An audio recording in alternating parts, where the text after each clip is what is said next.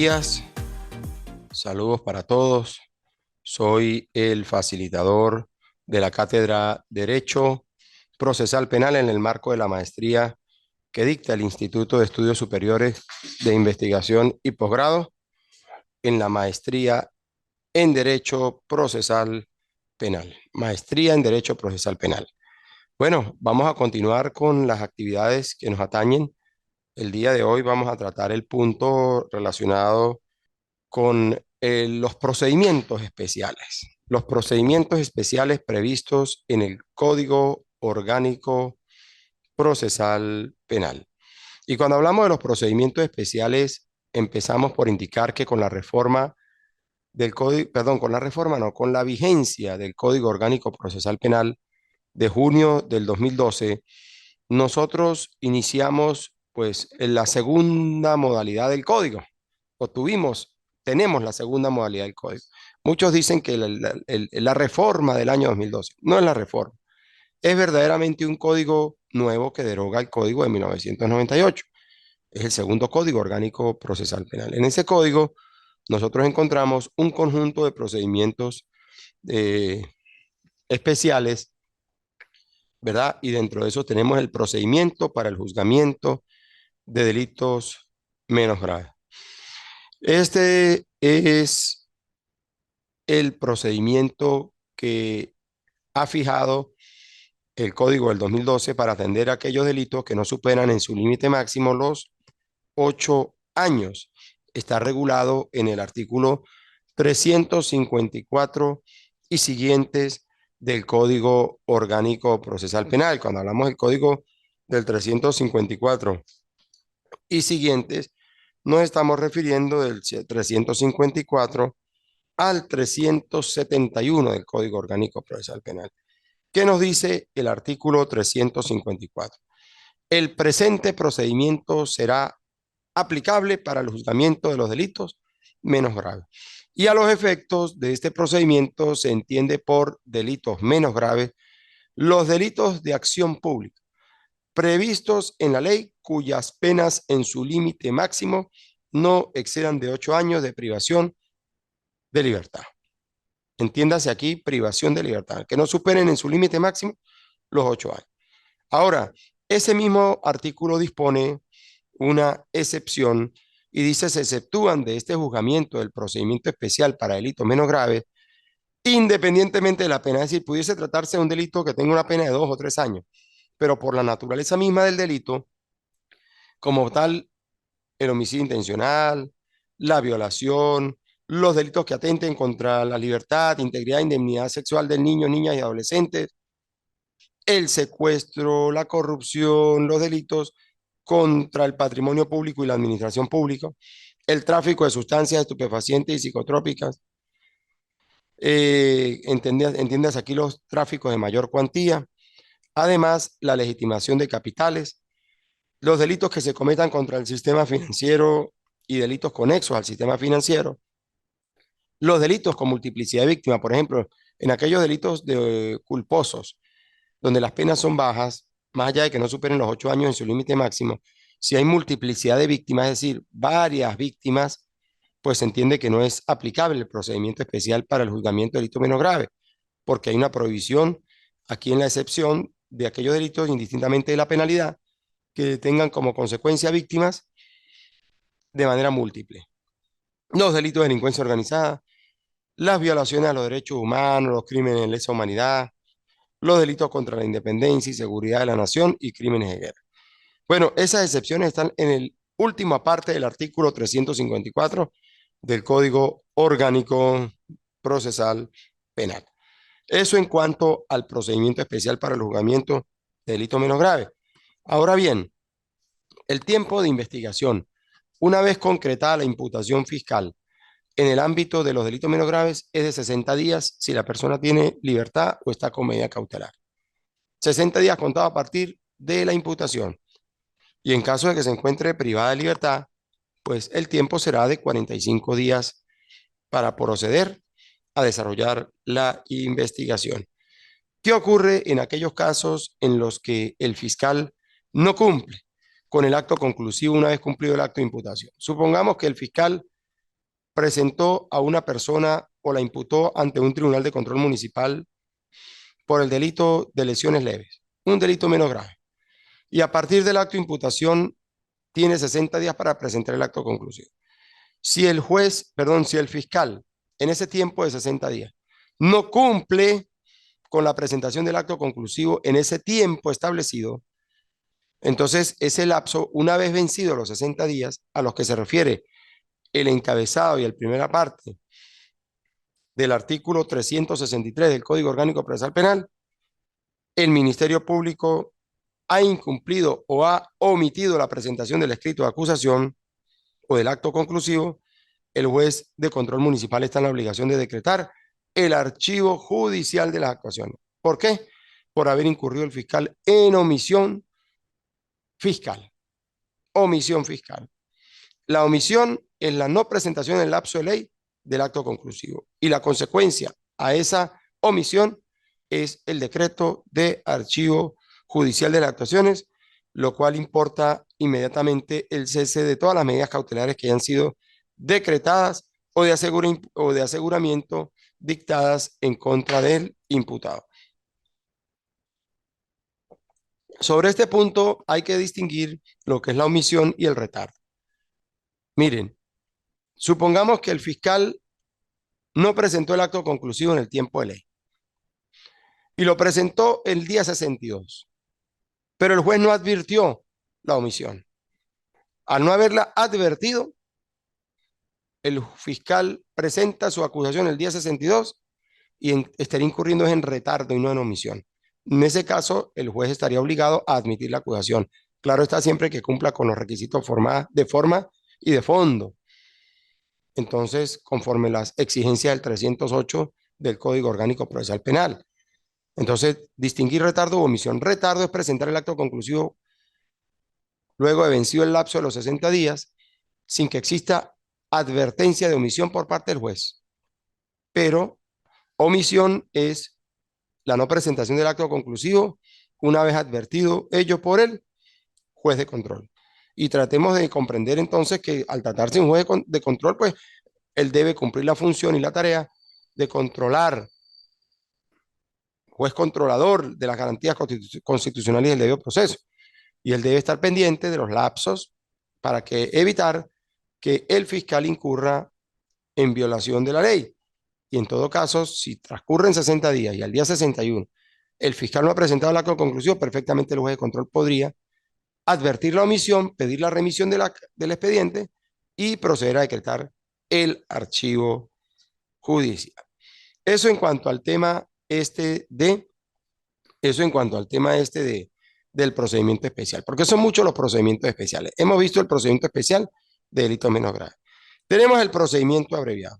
Mire, el procedimiento abreviado. El Ministerio Público podrá proponer la aplicación del procedimiento abreviado previsto en este título cuando se trate de delitos flagrantes. Cualquiera que sea la pena asignada al delito. Delitos flagrantes. Se trata de delitos en los que se ha sorprendido a la persona cometiendo el hecho a pocos minutos de haberlo cometido, o con evidencia a poco tiempo de haberse cometido a través de una persecución luego de cometido el hecho. Las circunstancias de la flagrancia las encontramos en el artículo 373 del Código Orgánico Procesal Penal, ¿verdad? El aprehensor será presentado entre las 12 horas siguientes a la detención, ¿verdad? Pondrá al aprendido a disposición del Ministerio Público. El policía detiene a la persona, la pone a disposición del Ministerio Público. El Ministerio Público, a partir de la detención, tiene 48 horas para presentarlo al juez de control.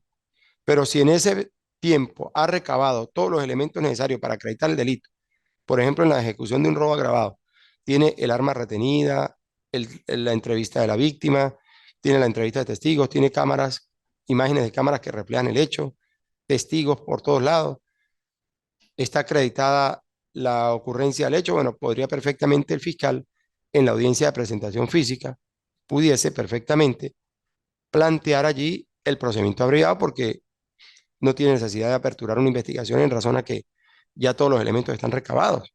Y por un tema de economía procesal y de concepto de justicia expedita, pues perfectamente resulta posible ello en fundamento del 372 y del 373 del Código Orgánico Procesal Penal. ¿Y qué ocurre? Bueno, el fiscal pide el procedimiento abreviado, el juez de control, en esa audiencia de presentación física y de calificación de flagrancia, aprueba el procedimiento abreviado y se suprimen dos etapas del proceso, que son la etapa preparatoria y la etapa intermedia, es decir, de la flagrancia pasamos directamente a la fase de juicio oral y público. Fundamento, artículo 372 al 374 del Código Orgánico Procesal Penal. Tenemos el procedimiento por admisión de los hechos.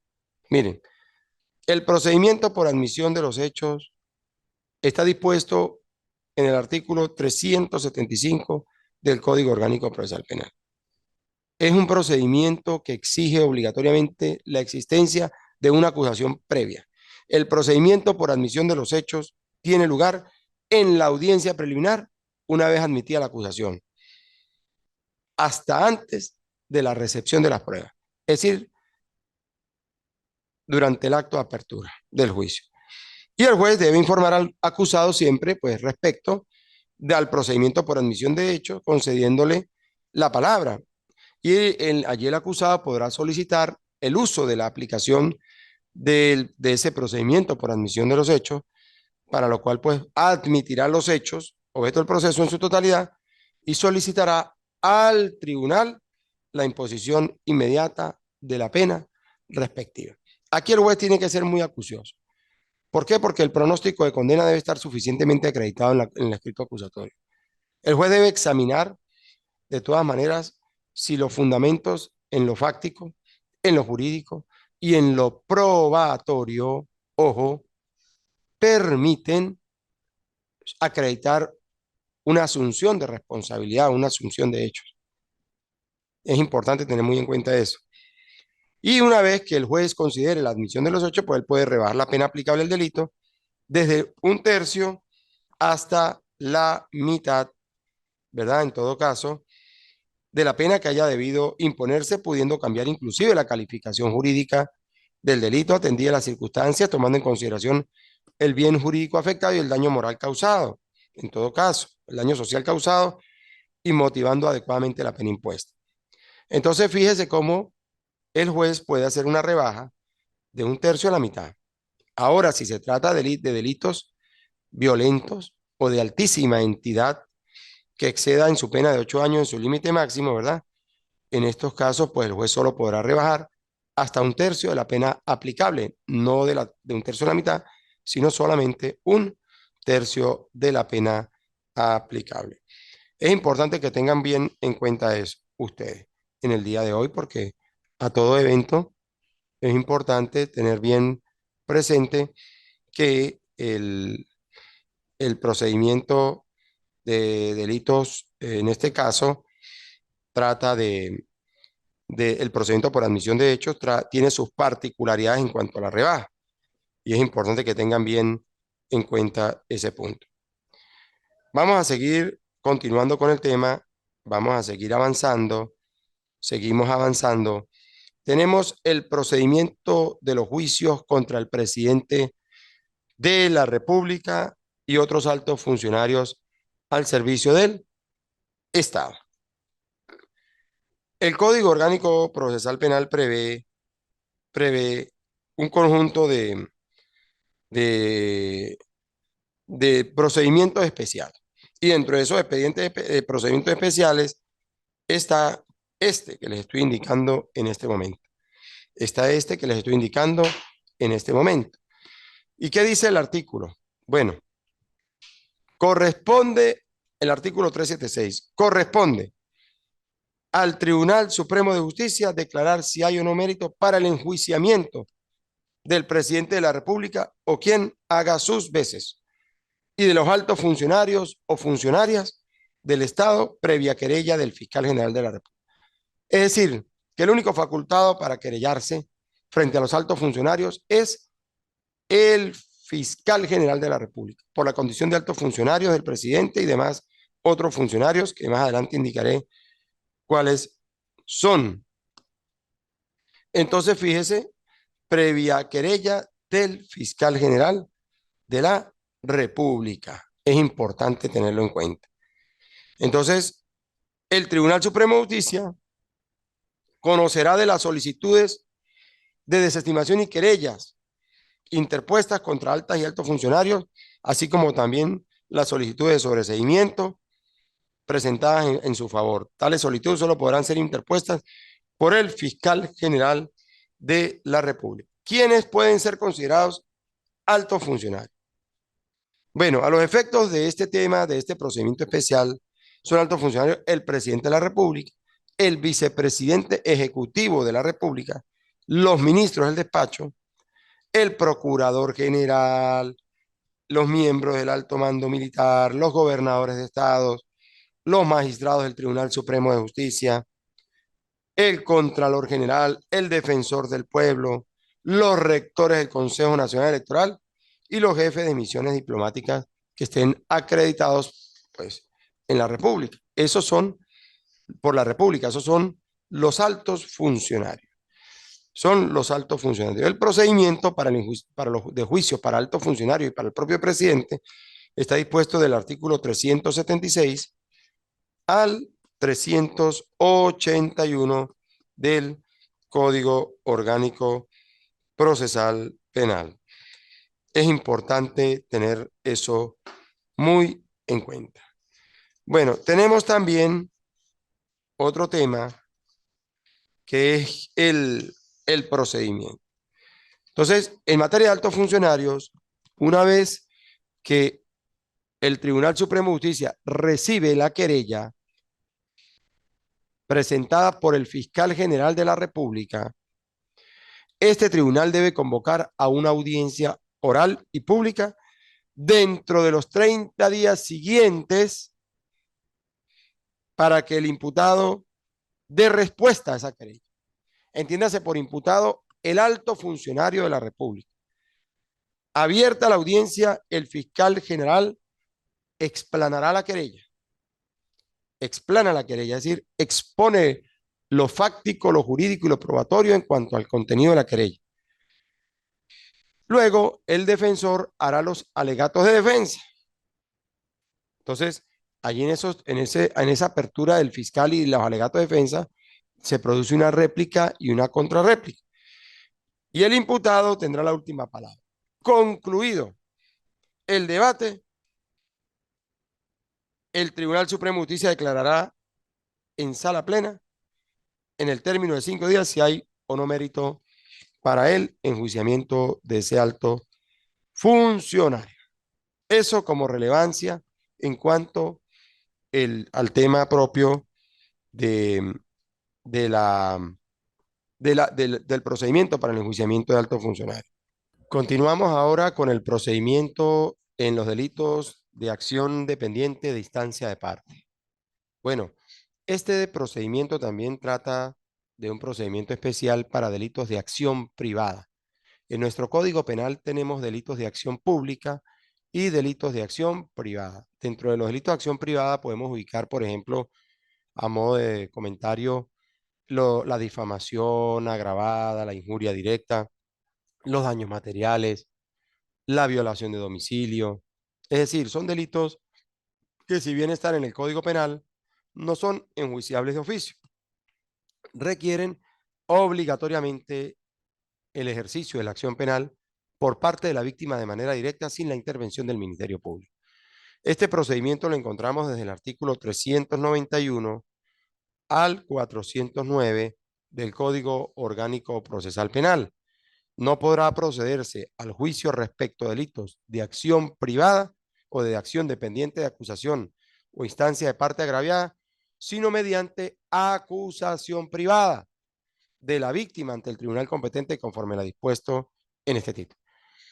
¿Qué formalidad se requiere? Bueno, es una acusación que debe formularse de manera escrita ante el tribunal de juicio, debe cumplir con los requisitos establecidos en el artículo 392 del Código Orgánico Procesal Penal, el nombre, apellido y domicilio del acusador privado, los datos de ubicación y datos filiatorios del acusado, el delito que se le imputa, circunstancia, tiempo, lugar y modo en que ocurrió el delito, una relación especificada de todas las circunstancias esenciales del hecho, todos los fundamentos de la acusación, los elementos de convicción en los que se funda la atribución de la participación del acusado o acusada en el delito, todas las actuaciones que puedan acompañarse, acreditar quien se constituye en acusador privado la condición de víctima, ¿verdad?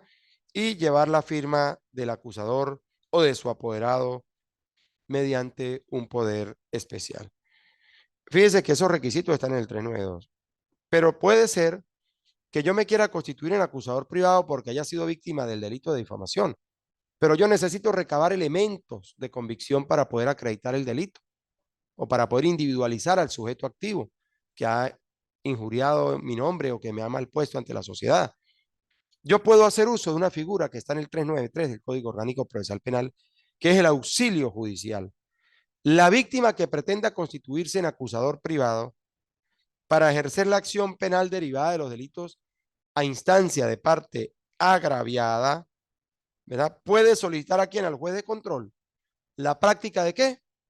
De una investigación preliminar para identificar al acusado, para determinar su lugar de ubicación o domicilio, acreditar el hecho que se pretende sostener a través del escrito acusatorio y para eso puede pedir perfectamente que cumplan algunas diligencias de investigación, ¿verdad? Y en esa condición, pues, en esas circunstancias, perfectamente el juez de control remite eso a un, juez a un fiscal del Ministerio Público para que cumpla con esa microinvestigación de aspectos puntuales, devuelva esas actuaciones al juez de control y el juez de control finalmente cuando tenga eso le entregue eso a la persona que pretende constituirse en acusador para decirle, bueno, aquí están sus actuaciones para que pueda formalizar su acusación privada en caso de que así lo considere. Artículo 391 al artículo 409 del Código Orgánico Procesal Penal. También tenemos el procedimiento de extradición. Mire, para empezar, nuestros connacionales, los venezolanos no son extraditables. Existe una prohibición constitucional de extradición de los connacionales. Entiéndase, artículo 69 de la Constitución. Cuando el Ministerio Público, mire, fíjese, la extradición se rige por lo establecido en la Constitución, los tratados, convenios y acuerdos internacionales suscritos y ratificados por la República y las normas de este título. Venezuela ha suscrito y ratificado acuerdos de extradición con diversas naciones del mundo. Y eso tiene su soporte porque resulta que esos acuerdos son ley de la República una vez que tienen su correspondiente ley aprobatoria.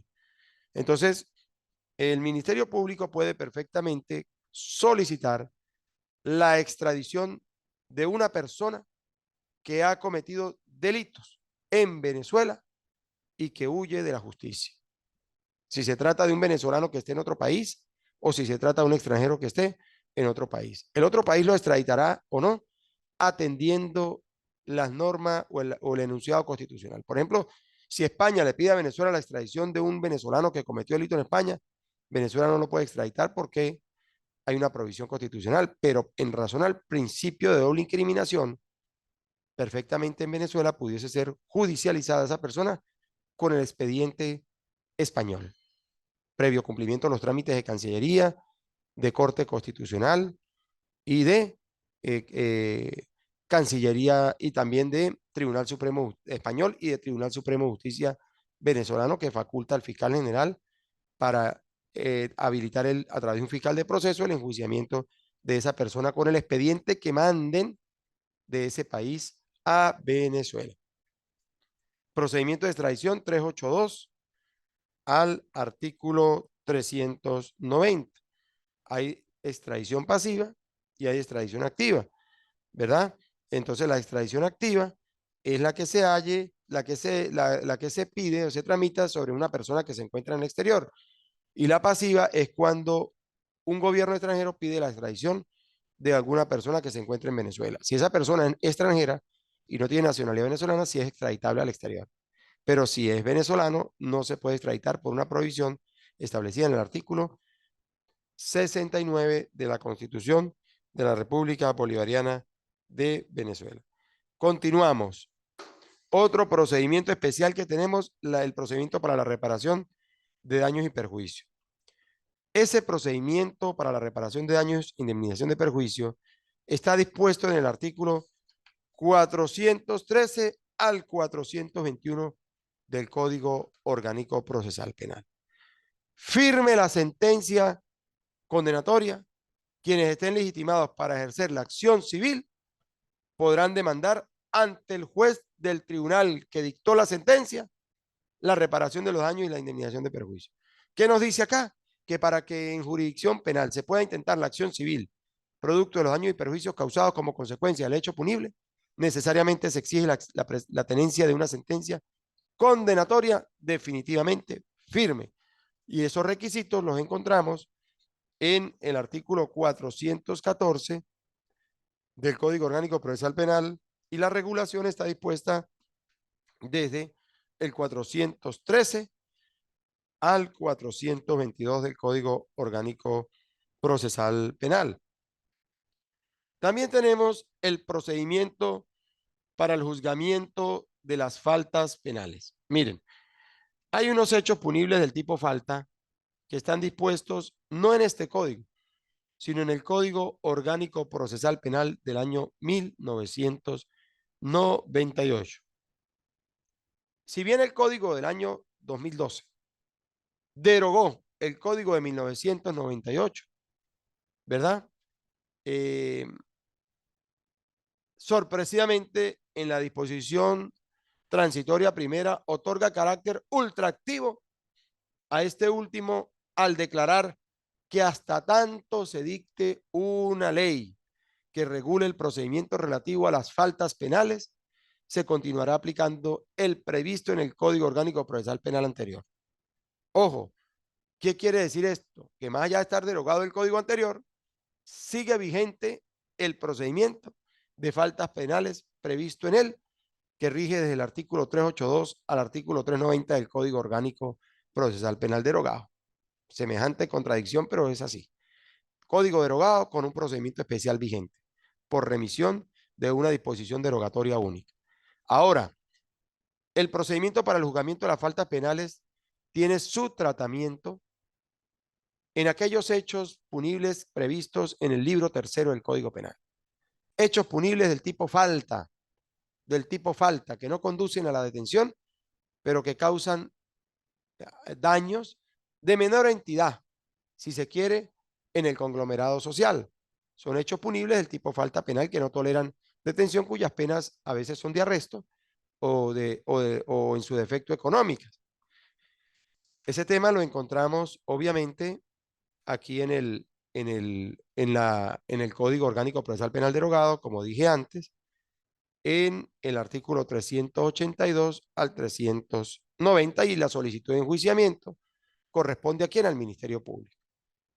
Una vez cumplido o cumplida la actuación de los funcionarios actuantes, pues procede la solicitud de enjuiciamiento. Entiéndase aquí a modo de ejemplo, una perturbación a la tranquilidad nocturna por ruidos molestos productos de altos sonidos emitidos en esos vehículos con cornetas de alta potencia. Llega la guardia, interviene el vehículo, identifica al conductor, al causante de la perturbación, retiene el vehículo, le hacen la experticia de reconocimiento técnico y de decibeles al sonido, entrevistan a la persona afectada, retienen todo ese vehículo, fijan todo en el acta, trasladan el expediente a la fiscalía. Bueno, a partir de ese traslado, la fiscalía recibe las actuaciones, considera acreditado el hecho, notifica al infractor, que en este caso es el causante de la perturbación, y activan el procedimiento del 382 al 390, que es la solicitud de enjuiciamiento ante un tribunal de juicio. Es un procedimiento especial expedito, breve. Mire, ¿qué expedito es ese procedimiento? Yo inclusive paso a considerar que ese procedimiento pudiese incluso vulnerar derechos fundamentales de la persona infractora, porque ¿en qué oportunidad o qué oportunidad procesal tiene para desvirtuar el hecho que le acreditan? Bueno, solo en la etapa de juicio oral y público. Es un tema que no tolera fase de investigación y allí la situación difícil porque verdaderamente el nombramiento de defensor se produce es en la etapa de juicio, es decir, una vez que esté la solicitud de enjuiciamiento, es decir, que con la simple imputación material generada a través del procedimiento, resulta posible su acusación. Y la imputación formal se haría ya con la acusación presentada ante el tribunal de juicio. Es allí el dilema de la de, de la posibilidad de considerar de válido ese tipo de procedimiento a la luz del principio de primacía constitucional que garantiza el ejercicio del debido proceso en el artículo 49 de la Carta Fundamental. Bueno, esos son los procedimientos especiales que trae nuestro Código Orgánico Procesal Penal. Aparte también está el procedimiento también para las medidas de seguridad. Hay un procedimiento especial de medidas de seguridad que se aplica, que tiene que ver con, que está regulado del artículo 410 al 412, y eso procede cuando, bueno, cuando el Ministerio Público, en razón de la inimputabilidad de una persona, estime que solo corresponde aplicar una medida de seguridad, requerirá la aplicación de este procedimiento. La solicitud contendrá en lo pertinente los requisitos de la acusación. ¿Cuáles son las reglas especiales? Bueno, que el imputado sea incapaz. Cuando el imputado sea incapaz, hay que plantear una medida de seguridad para todos sus efectos y se requerirá que sea representado para todos sus efectos por su defensor en la diligencia del procedimiento, salvo las que se declaren de carácter personal. Ahora, no se exige la declaración previa del imputado por la misma situación de incapacidad. El juicio se realiza sin la presencia del imputado, cuando sea conveniente a causa de su estado por razones de orden y seguridad, y no serán aplicables las reglas establecidas en el procedimiento abreviado y la suspensión condicional del proceso. La sentencia absolverá u ordenará la aplicación de una medida de seguridad. Es decir, eso es para aquellas personas que tienen ciertos y determinados problemas de incapacidad parcial y requieren obligatoriamente el tratamiento especial en razón a su inimputabilidad a los efectos de que, por ejemplo, sean ubicados con medidas de seguridad en centros de atención especial, por ejemplo, la persona que sufre de determinadas perturbaciones a nivel mental, en fin, y que garanticen su recuperación a través de un tratamiento de salud adecuado. Bueno, he allí el tema propio de las medidas de seguridad. Bueno, por el día de hoy hemos concluido, hemos querido tratar el tema de los procedimientos especiales. En la anterior oportunidad hablamos del procedimiento ordinario y hoy hemos hablado de los procedimientos especiales. Quiero agradecer la concurrencia de todos, no sin antes indicarles que esta actividad será, la actividad de este módulo está en el aula, ya fijada, y esperar con la mayor participación de ustedes, agradeciendo siempre su atención, deseándoles éxitos en los venideros acontecimientos de su vida. Muchas gracias.